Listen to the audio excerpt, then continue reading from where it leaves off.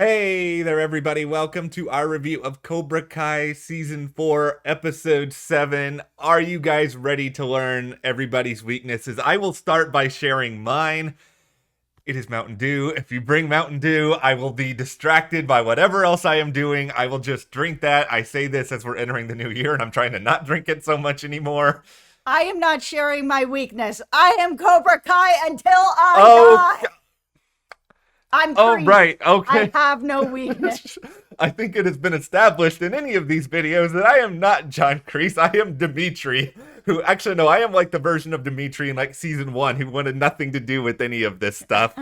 But we will get into what's going on with this whole weakness debate that happens. Miguel, Carmen, Johnny Lawrence, big things going on there. I will say probably my least favorite episode out of any that we've had so far this season, but we'll of course talk a little more about that. Hit that subscribe button. We are talking Cobra Kai all the way through the whole season. We already have a bunch of reviews up, few more to go. So if you want to stick around with us, we have lots of Cobra Kai coverage coming up. I think we should just start with John Kreese, Terry Silver, and the whole debate over weakness, because this was probably the best part of the episode. 100% for me. This was the best part of the episode. It was laid out so well. So we had this whole sort of back and forth where, Terry's trying to teach this class. And I think he, not innocently, but I think he was trying to say, we all have a weakness, including John. And the reason why I think he just pointed out Kreese is because Kreese is seen as this guy who has no weakness. He's so hard, you can't beat him. And I understand that from, Kreese's side where he's like, I need to be the best, I'm the strongest, and he wants to portray that. But for Terry's lesson, he can't be like, we all have a weakness, except John Kreese. Because if you say that, then you're going to have some students that are like, well, maybe I'm the next John Kreese. Maybe I don't have a weakness too. It had to be that way. But of course, John not having it. And then we end up having this bet between them where it's like, okay, we'll each pick a champion. Whoever ends up sort of winning this whole thing, you buy us a beer sort of thing. Yeah. Then we see Terry actually pick on John's weakness, which is, Kreese is a really strong guy. He picks, Robbie, the strongest fighter in there, and he likes to fight dirty, and we all kind of know that about him, and so does Terry. So Terry decides to pick on his weakness, which is sort of this emotional side of things that, he picks Kenny and he's like, Kenny, you're sort of the weakness to Robbie because Robbie has a heart. He has a big heart. He has a big heart for you. So if he thinks he's actually hurt you, you'll have a chance in there. And it sort of doubles down on this John Kreese has a weakness. Okay, so I am, for those of you who do not know or are surprised, I am a gigantic nerd. And typically when I think about things like weaknesses and the way that they're pointed out on the show, I think about like final boss battles. Like on Mega Man, when you're playing Mega Man and you go to the end of a level, there's a specific bad guy. But if you study them, if you spend some time around them, you can sort of figure out, okay, this is this bad guy's weakness. This is how I do it. And this is how I'm going to get to that next point. And because, we have Terry Silver now, he's been around Cobra Kai a little while now, and he's known John Kreese for decades on end. He's been able to study and figure them out. And for Kreese, he's this blowhard. He is this egomaniac, tough, physical kind of guy. And Terry's just a lot more nuanced. He can sort of figure out how to worm his way in there. And the ultimate irony in all of this, and this is something you pointed out a little bit earlier in this video, is just the idea that Terry initially sets Kreese off with this thing about weakness. And I think this is the one time, and I don't think Terry was even being manipulative. Like, we've talked about him being manipulative in these videos. No, I don't think he was. I think he was truly just teaching a lesson, and he needed the students to know that everyone has a weakness. Even the people you think are the toughest guys, there's a weakness there. But I think he didn't expect it to go the way that it did, because then by the end of this episode, he kind of underestimated how quickly Kreese was going to then turn it around and be like, oh, okay, I've learned your lesson as well. You're going to tell me that I don't have the capability of picking up on someone's emotional weakness? Well, let me show you. And then he comes in and picks on Terry's emotional weakness, gets him right back in line again, and that's that. Kreese is a very smart guy. Like, yeah, he's a blowhard Yeah. and he's, a tough guy, but he picks up on things extremely quickly. But so does Terry. I mean, he was able to pick out very quickly of why he would be able to pick Kenny as his champion against Robbie. He hasn't been there that long. It's a very fascinating back and forth between these two guys, because I still feel like, even with the end of this episode in mind, I think Terry is capable enough of bouncing back from this. And I think more than ever now, we're sort of set up for the downfall of John Kreese at the end of this season, because Terry's going to eventually sort of be like, I'm the one who's really bringing everything to the table at this point. What is he really doing for these students other than just like making them like obnoxiously aggressive? And I don't know how these two guys eventually work together forever. Yeah, I mean, here's the thing. I mean, Cobra Kai under John has been very much just a revenge machine. Yeah. And as much as I love revenge, and I love revenge, if you've been around this channel a while, you know that those are my favorite stories in general. But now that they've introduced Terry and moving, once we're going to be moving into the next season, I do want to see something that's a little more nuanced, see some lessons where, it's not just a revenge machine, but he's preparing them for all different types of sort of revenge. I think that point is a great way to sort of segue into some other issues with this episode, because I think we are 4 seasons in now with Cobra Kai, and because we are so far in, there's a lot of stuff that this show has already done, and you want to be sure that you're doing what you can to avoid repeating yourself. And I don't think they're there yet with Cobra Kai, but I feel like this Anthony LaRusso story, which took up like a big chunk of this episode, it just hit a lot of the same notes that we've seen multiple other times on this show over the years. And it sort of reminded me a little bit of like the later seasons of Glee. And it's not like Glee was really that good once you got to like season 4 anyway, but it's like they just started bringing in new students, and it was like, okay, we're just going to do the same old thing we did for the first 3 seasons. But you're sitting there and you're like, okay, well, we've already seen this. Like, there has to be a better way to continue. Yeah, they are bringing in sort of a lot of new characters here, and it makes me a little bit worried that we're going to be going into the future seasons of the show and we're going to be losing cast members, because this cast is already pretty large with the amount of students that we have that we're already invested in. And some of the, actors on the show are starting to become really big deals. So is it possible that some of these characters and actors are going to be leaving, and we're going to be sort of replacing them with the Anthonys, with the Kennys, with the new students?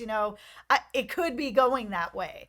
I think my biggest issue with the Anthony story is more so with his dad than with sort of the bullying of it all. I mean, it just feels a lot like if you're in the LaRusso family and you don't like karate, then you are basically just not part of the family. And that feels really kind of crappy. And it's something that happens in life. I have a friend that came over from Germany, and she was working at this law firm that I was also working at. She was interning there, and she sort of had a really similar story where she was like, oh yeah, for generations, my family are undertakers, like 4 generations, my parents, my parents' parents, my parents' parents' parents, my brothers. And I wanted to be a lawyer, and they were really not having it because this funeral home had been in our family for generations. It's expected of me. So,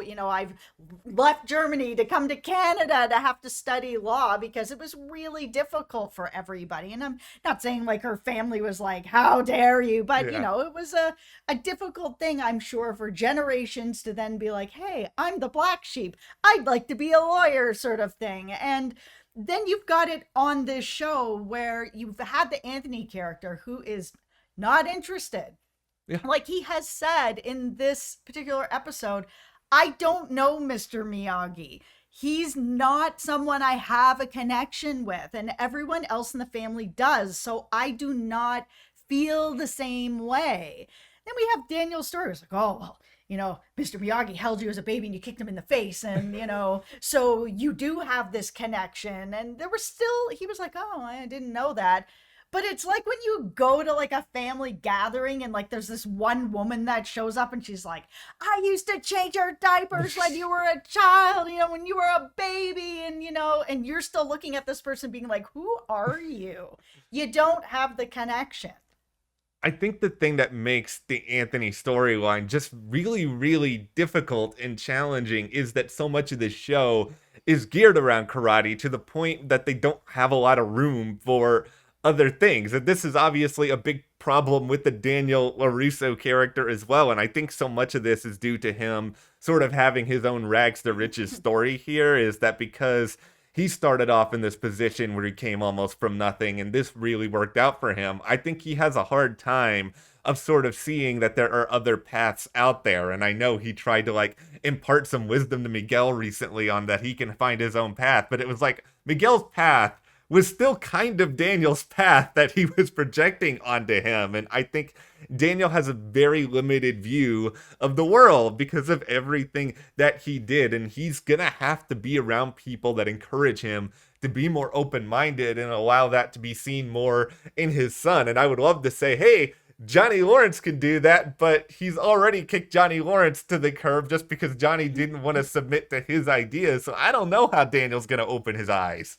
But you know who is submitting to these ideas for Johnny? It is Sam. We were hoping that Sam was actually going to make the move to go over to Eagle Fang Karate and learn from Johnny. She mentioned multiple times as she doesn't think she can beat Tori if she does not know every style of karate that she can get under her belt. So she has decided that she wants to go over there and learn whatever she can from Johnny.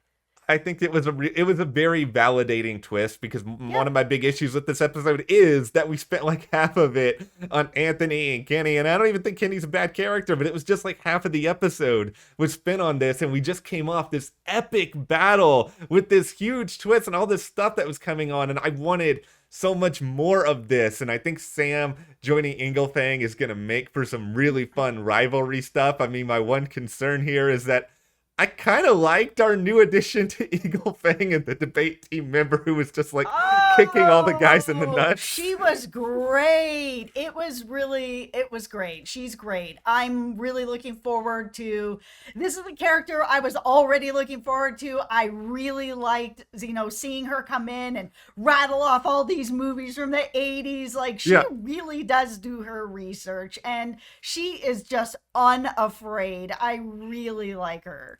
Is anyone surprised that Johnny Lawrence does not know the difference between a pronoun and a noun? Because I am not surprised in the slightest. I'm also hoping that Sam and this new girl are going to end up having some sort of like a friendship, because it seems like a lot of the male students on this show are able to have these friendships, and like all the women are just fighting each other. Since Aisha left, like there's no female friendships for, some of us who might like to see that as well. It's just they're jealous and they're fighting over men. And it's kind of like, okay, we've seen this a lot through this show. There is more to girls than fighting over some boy. I think there's a lot of potential here. Like, I just really like this character. We don't really have another character among like the kids on this show who is like this, who is like so desperate for knowledge and to be like the best in her own way that she's gonna go and watch like 8 action movies. And I like the picture of just doing it like all at once.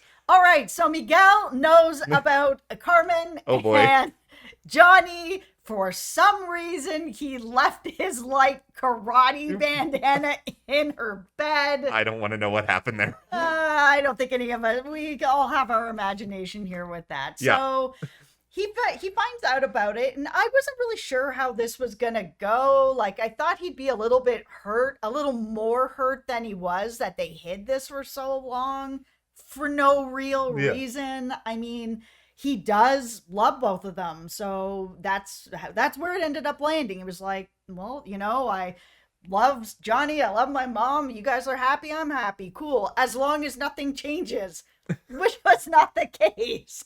Yeah, like the moment, like, and I think, you guys let us know this, but I feel like the moment that, like, Miguel is in class and all of a sudden Johnny's not letting him really participate in anything, and it's like, okay, you can be my co-sensei. It's like, when you're a teenager, you do not want to be put on an elevated position among anyone else, because that is basically just like putting a giant kick me target on your back. Which is pretty much what was happening by the end of the episode when all the other kids are walking out being like, teacher's pet, get out of here with this. Yeah, and that's not who Miguel is. Miguel wants to do like the flying kicks with the watermelons, and he wants to be able to engage in all of that. I feel like if we do not get that actual flying kick in the next episode, I'm going to feel like I'm robbed.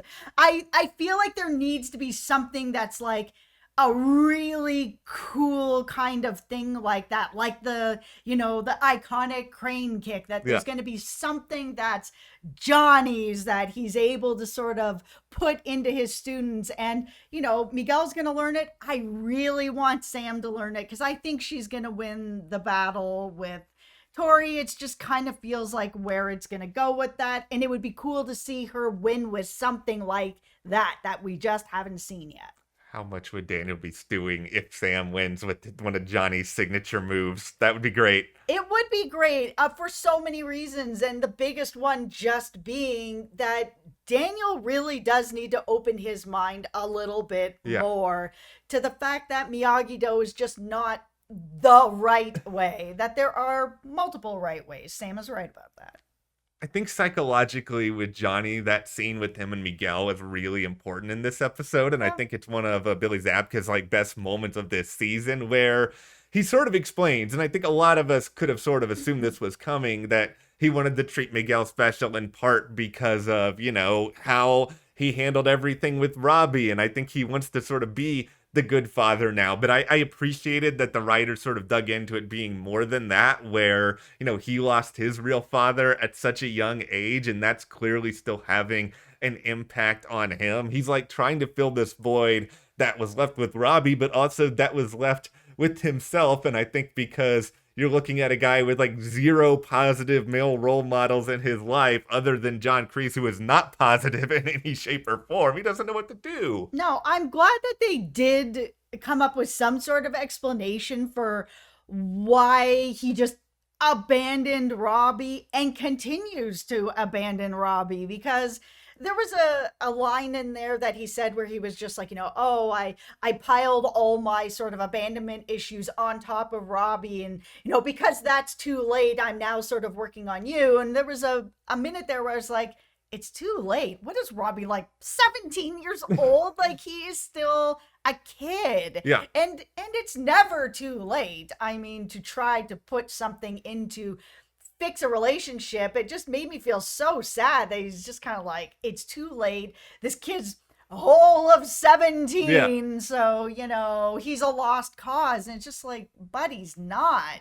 He's like, I can't fix it. No, you can fix it. You can take the next 2 years, 5 years, 10 years. There's lots of life left here. I hope that if nothing else, maybe Carmen could be the person to sort of get into Johnny's head a little bit more about this and sort of be like, look at this from Robbie's perspective. See, there's something more that you can do here. I see how much you care for Miguel. You can care that same way for Robbie. Like, somebody's got to get through to him. It's kind of weird that no one has mentioned anything like that to him. I even thought there was a moment there where Miguel was going to kind of say like, hey, I appreciate that. And I appreciate that you're putting all this into me because I put into you as well. But like, that doesn't mean there's not room for your son as well. Like, there's room for everybody. You can put into multiple people. You can love multiple people. It doesn't have to be a one and done. 3 more episodes. Oh. 3 more episodes. One of them's for sure the All Valley, unless they're totally just like tricking us. So there's obviously a lot of big stuff here still to come. Hopefully multiple characters, free their minds, and the rest will follow a little bit here. And we will see exactly where things go moving forward. Yeah. Let us know, of course, what you guys thought about this season so far, this episode. Hit that subscribe button, give us a like, and we will see you here next time.